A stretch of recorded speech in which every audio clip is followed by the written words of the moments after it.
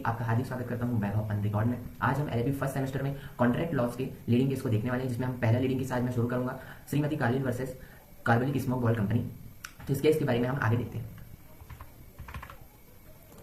देख सकते हैं हमारे यहाँ श्रीमती कार्लिल बनाम कार्बोलिक स्मोक बॉल कंपनी, है ना, स्मोक बॉल कंपनी। इसमें जो कार्लिल है वो वादी है और कार्बोलिक स्मोक बॉल कंपनी जो है प्रतिवादी है। कार्लिल एक महिला है और जो कार्बोलिक स्मोक बॉल कंपनी है वो एक फार्मेसी कंपनी है। वो एक फार्मेसी कंपनी है जो कि चिकित्सा दवाइयों का निर्माण करती है ना, और दवाइयों का निर्माण करती है और उनका विक्रय करती है। ये एक वैसी कंपनी है। अब ये जो केस जो है इसका रेफरेंस लिया गया है, ये 1893 का मामला है ना, IQB 256 इसका रेफरेंस लिया गया। अब इस केस का सब्जेक्ट मैटर क्या है ना, ये किस विधि पर आधारित है? वास्तव में ये संविदा विधि पर आधारित है। संविदा विधि भारतीय संविदा विधि अधिनियम के अंतर्गत कुछ धाराएं हैं जिनसे यह केस संबंधित है ना, और जिन धाराओं को, जिन प्रोविजंस को यह केस प्रभावित करती है, तो वो किस विषय पर आधारित है? वो इन्हीं विषयों पर आधारित है। इस विषय पर हम यहाँ पर देख सकते हैं, यह संविदा अधिनियम की धारा 2 में, 3 में, 7 से, 8 से, 25 से और 30 से संबंधित है और उन पर आधारित है।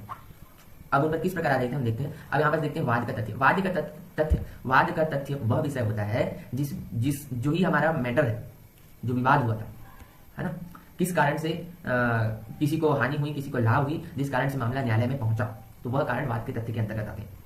उस कारणों में सबसे पहला हम देखते हैं, इसको पॉइंट वाइज लिखा गया है। परीक्षाओं में भी हमको ऐसे पॉइंट वाइज लिखना ही चाहिए ताकि परीक्षक को पढ़ने में बहुत सरलता जाए और वो हमको अच्छा मार्किंग दे सके। सबसे पहले यहाँ पर लिखा हुआ है, कार्बोलिक स्मोक बॉल कंपनी को, जो कि कार्बोलिक स्मोक बॉल नामक दवा का निर्माण एवं विक्रय करती थी। ठीक है, एक कंपनी है जो कि कार्बोलिक स्मोक बॉल नाम की दवा का निर्माण करती है और उसको विक्रय करती है। अब हम यहाँ पर आगे देखते हैं, कार्बोलिक स्मोक बॉल कंपनी ने एक उत्पाद किया। क्या तो उत्पाद किया? स्मोक बॉल नाम की एक दवाई का निर्माण किया, वो जो कि एक दवा थी। यह उत्पाद फ्लू, सर्दी और अन्य श्वसन संबंधी बीमारियों को रोकने ठीक करने के लिए सक्षम है। एक ऐसी बीमारी थी जो कि फ्लू, सर्दी को अन्य एवं श्वसन संबंधी बीमारियों को रोकने और ठीक करने में सक्षम थी। ऐसा कंपनी वाले मानते थे और कई लोगों को किया भी होगा सक्षम, कई लोगों को ठीक भी किया होगा। अब इस कंपनी द्वारा दिए गए विज्ञापन में यह घोषणा की गई। इस कंपनी में एक विज्ञापन दिया, ये कार्बोलिक स्मोक बॉल कंपनी जो थी, इन्होंने एक एडवर्टाइजमेंट किया। क्या एडवर्टाइजमेंट किया देखते हैं आगे। जिसकी एडवर्टाइजमेंट ये किया। अब जैसे कि आप एडवर्टाइजमेंट देखना चाहते हैं कि एडवर्टाइजमेंट कैसे था, तो हम यहाँ पर आप गूगल कर सकते हैं। आप यहाँ पर गूगल करेंगे, लिखेंगे कार्बोलिक, ये हिंदी साइट हो गया,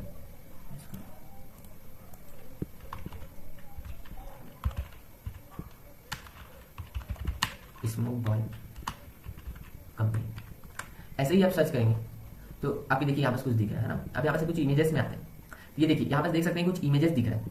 इसमें ये समझ आ गया, देखिए इसमें लिखा हुआ कार्बोलिक स्मोक बॉल कंपनीज, कई अपने आर्टिकल्स यहाँ पर पोस्ट किए हैं, इमेजेस शेयर करें हैं, तो उनकी इमेज यहाँ पर दिख रहा है कार्बोलिक स्मोक बॉल कंपनी। ये एडवर्टाइजमेंट था। ये देखिए यहाँ पर लिखिए 100 पाउंड का रिवॉर्ड मिलेगा इन्फ्लुएंजा यदि किसी को हो जाता है हमारे दवाई का सेवन करने के बावजूद, जैसा बताया गया है वैसा। और उन्होंने देखिए डिपॉजिट को भी बताया कि इन्होंने 1000 की राशि जो है, 1000 पाउंड की जो राशि जो उन्होंने डिपॉजिट कर दी। ये कुछ इस प्रकार का एडवर्टाइजमेंट है, इसको आप अच्छे से देख सकते हैं, अपने केस से रिलेट कर सकते हैं ताकि समझने में हमको इजी जाए। हम यहाँ देख सकते हैं। अब आगे चलते हैं, ठीक है। तो इस कंपनी के द्वारा दिए गए विज्ञापन में घोषणा, अभी जो विज्ञापन मैंने दिखाई है वही विज्ञापन है ना, कि जिस भी व्यक्ति को ठंड लगने से इन्फ्लुएंजा, सर्दी, जुकाम या इसी प्रकार का कोई रोग हो, किसी प्रकार का कोई रोग हो, कंपनी द्वारा निमित्त दवा का सेवन 2 सप्ताह तक प्रतिदिन बार विज्ञापन में बताई शर्तों के अनुसार सेवन करने पर उसे अवश्य लाभ होगा। जैसे शर्तें बताई गई हैं, प्रतिदिन 3 बार यदि वो विज्ञापन में बताई गई शर्तों के अनुसार सेवन करने में सफल होता है तो उसे अवश्य लाभ होगा।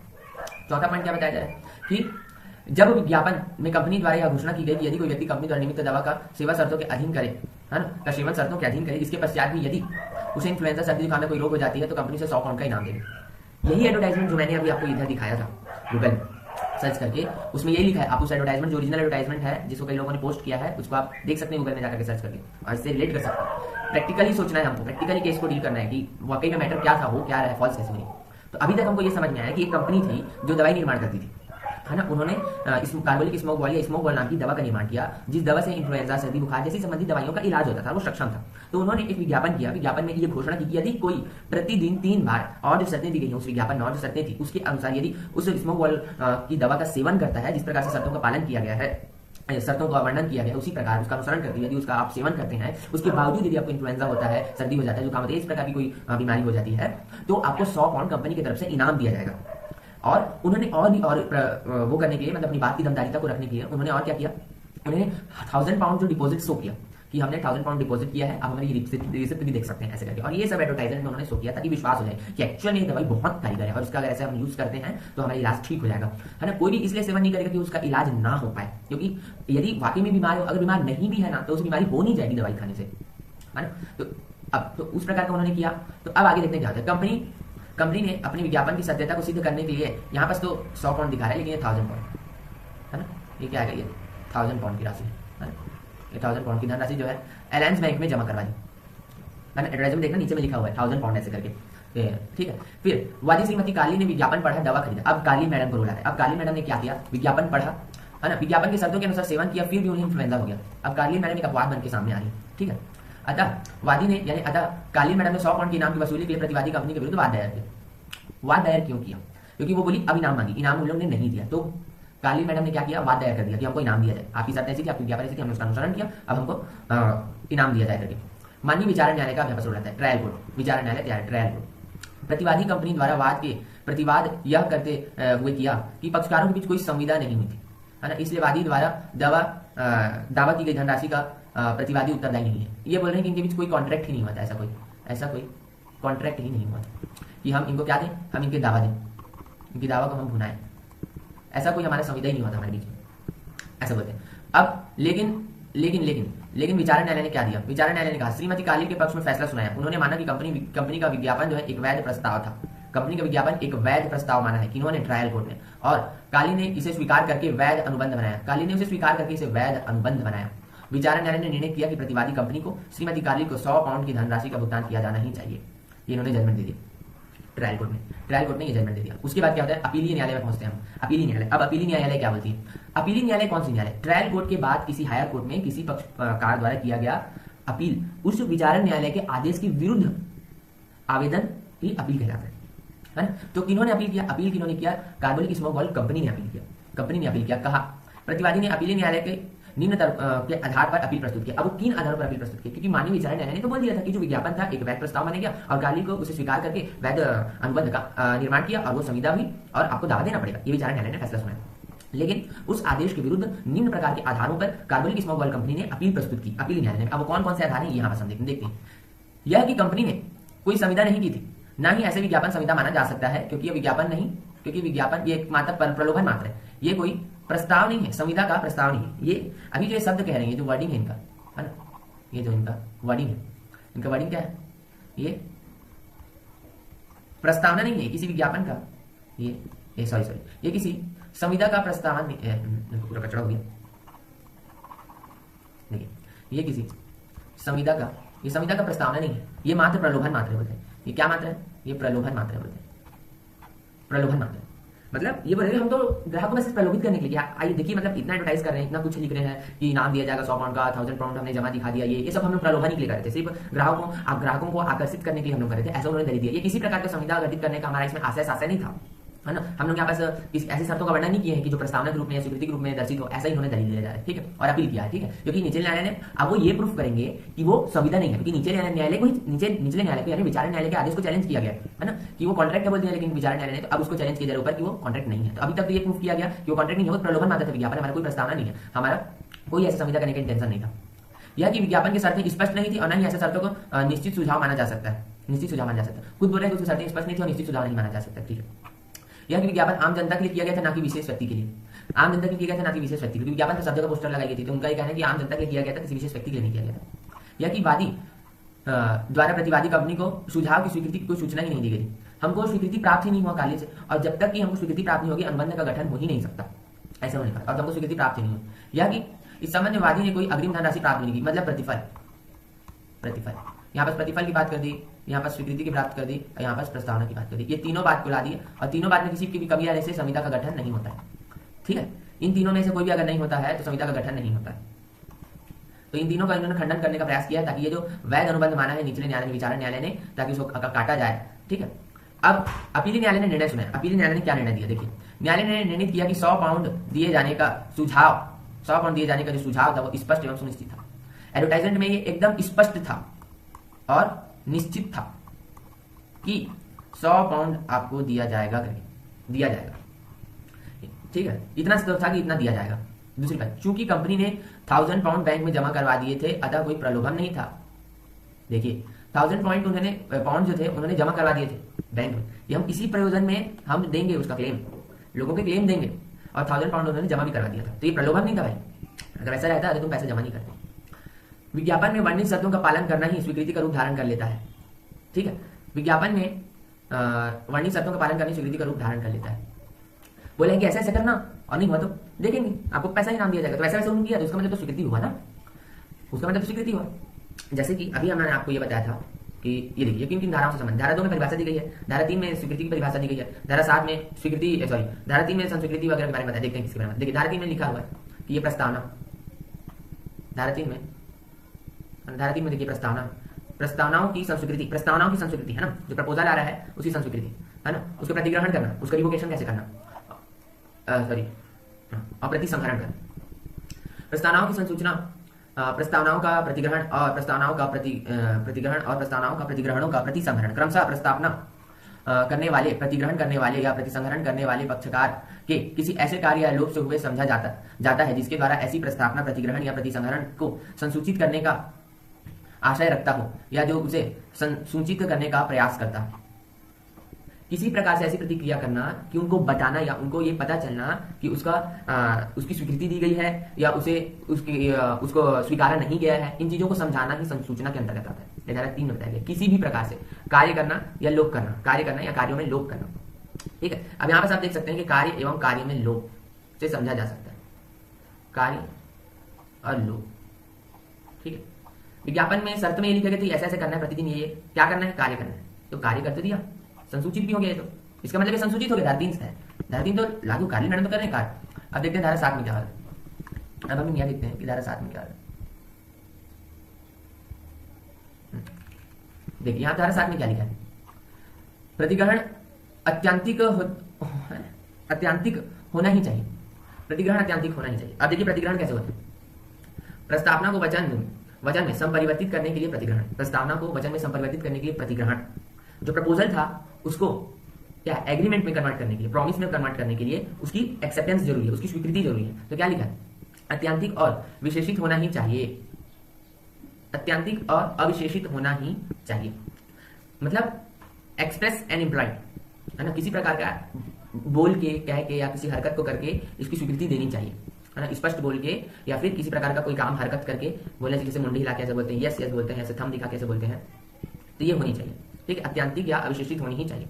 ठीक है, तो यह हुआ। अब उन्होंने कर्म किया था, हरकत की थी, कालीन मैडम ने हरकत की, क्या की, दवाई का सेवन किया प्रतिदिन, तो उन्होंने ऐसी हरकतें को की थी। हरकत ऐसे उर्दू का शब्द है।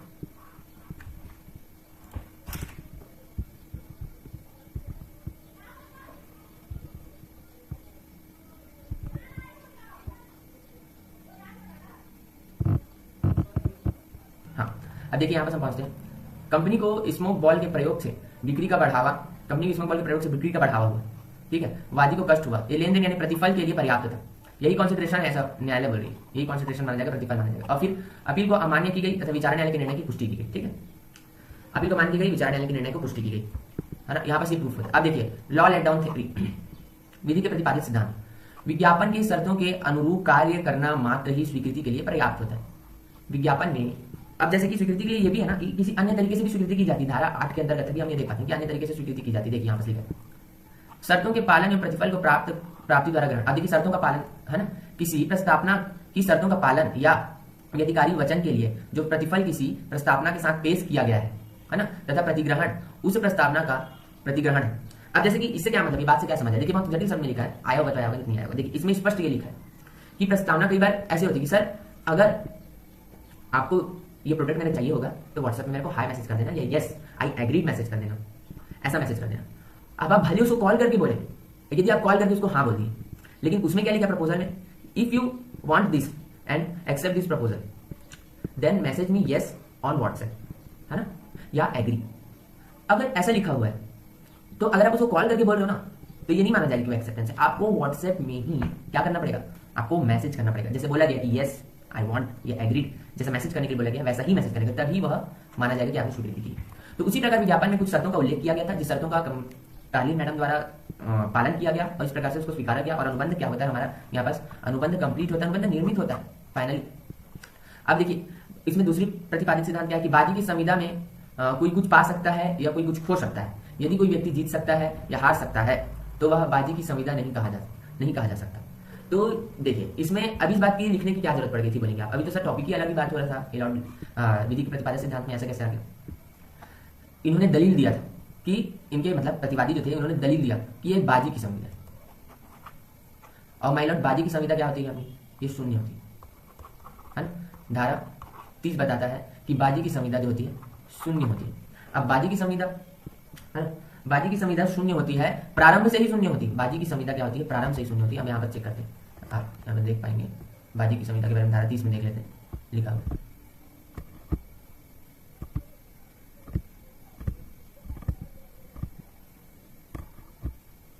हाँ ये आ गया, देखिए इसको बाजी के तौर के करार शून्य है, ये देखिए लिखा है। इसके अंदर हम ये पढ़ लेते हैं, पद में के तौर के करार जो होते हैं शून्य है और किसी ऐसे चीज की वसूली के लिए कोई वाद ना लाया जाएगा। बाजी के करार में कोई वाद नहीं लाया जा सकता और ये शून्य होते हैं। जो बाजी पर जीती गई अभिकथित हो या जो किसी व्यक्ति को किसी ऐसे खेल या अन्य अनिश्चित घटना के ऐसे अन्य खेल या अन्य अनिश्चित घटना लिखा है ना कि जिसके बारे में कोई बाजी किया जा गया हो, परिणाम के अनुसार व्ययनीत की जाने को न्यस्त की गई है, न्यस्त की गई, व्ययनीत की जाने को न्यस्त की गई है ना, मतलब उसमें पैसा इन्वेस्ट किया गया होगा, लगाया गया होगा। घुड़दौड़ के लिए कतिपय परितोषिकों से पक्ष में अपवाद। अब जैसे कि यहाँ पर घुड़दौड़ में ये जीतेगा, 11 नंबर जीतेगा, ये सब बाजी के करार के अंतर्गत। और इस प्रकार का करार जो होता है वो प्रारंभ से शून्य होता है।